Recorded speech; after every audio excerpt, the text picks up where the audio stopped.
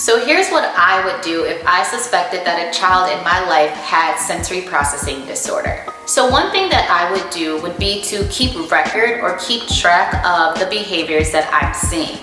So I would definitely write down all the behaviors that I'm seeing, write down when those behaviors are taking place, write down if it's taken place at night or in the morning, or if it's taken place before or after a certain activity or routine. That way you can start to try to understand if there is a pattern going on or if there are certain triggers that causes those behaviors to take place. Also keep track of how long these behaviors last and what causes the behavior to stop. Now, with all of the information that you just gathered when you were recording and trying to keep track to see if there's a pattern in behaviors, I would definitely take all of this information with you to your pediatrician. Definitely show the pediatrician what you have recorded. If you've recorded video, you can show that to your pediatrician, or if you've just kept a journal, you can show that to your pediatrician as well, and they can better help direct you. And maybe they can even refer you to have an occupational therapy evaluation. Now, occupational therapists, which is what I am, would be a profession who can help your child by helping them with their sensory processing challenges if that's what was going on. They may better be able to assess your child for sensory processing issues and help you create an individualized plan so that you and your child can better cope at home, in the community, and at school. Now, there may be some of you out there who are quite not yet ready for that whole therapy world just yet. What I would recommend you do is to continue to educate yourselves. There are so many books and articles and YouTube channels, Ash the OT, out there that provide free information for you to try to get a better understanding of what's going on with your child. However, there does come a time and a place when sometimes you realize that you just learning and educating is not enough, and you may actually need to seek those therapy services. But let me interrupt really quick by letting you know that if you are somebody who's interested in educating yourself about sensory processing, then I have a new course. It's called a sensory crash course. It is a crash course or sensory course for beginners, meaning this is a course for people who want to understand the basics of sensory processing. This course will help you understand certain behaviors that are commonly seen in children who have sensory processing issues.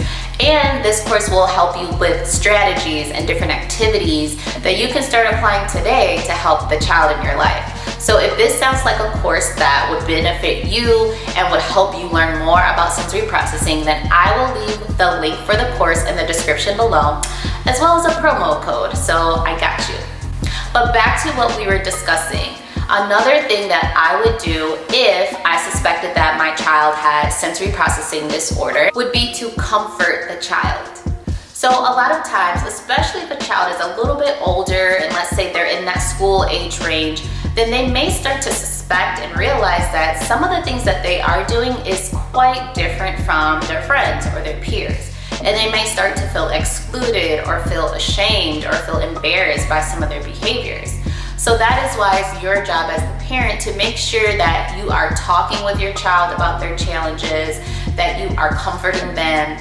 Find social stories, find books that have children going through the same thing that can help your child better understand what's going on with them. And the fifth thing that I would do if I suspected that a child in my life had sensory processing disorder, especially if it's my child, is I would be sure not to blame myself. There are so many times when parents put the blame on themselves and they try to go back in time and figure out, like, what did I do wrong, or how did I cause this issue? And I just want to tell you to stop in your tracks and don't go down that rabbit hole, because it's so easy for us to put the blame on ourselves, when really, instead of getting stuck in that rut, we should just be taking action and getting our child the best help that they can get as soon as they can get it. Also, as a little bonus here, if you do suspect that your child has sensory processing disorder, but you're not quite sure what's going on, or you're not quite sure if some of the behaviors that you're seeing fall in line with sensory processing disorder, I will also link my free sensory red flag checklist in the description description below. So make sure to take advantage of that course and make sure you take advantage of that checklist, because these are resources that I have created for you. So let me know in the comments below, what's something that you have done if you suspected that your child has sensory processing disorder. I'll be happy to read those comments and answer any questions that you all may have. Until the next one, guys, bye.